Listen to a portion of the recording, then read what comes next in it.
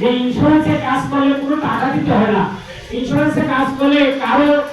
হাত পাততে হয় না, শুধু আপনার মেধা এবং শক্তি এবং ধৈর্য যদি আপনার থাকে,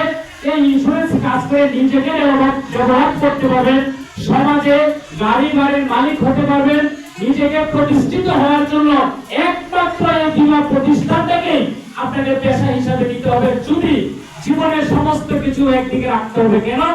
বর্তমান পরিস্থিতি অনুযায়ী আপনি ইচ্ছা করলে একটা সরকারি চাকরি পাবেন না, আপনি ইচ্ছা করলে একটা প্রাইভেট সেক্টরে ভালো উচ্চ পর্যায়ে চাকরি করতে পারবেন না। তাহলে এই বীমা সেক্টরটাকে যদি আপনি পেশা এবং নেশা হিসেবে নিতে পারেন,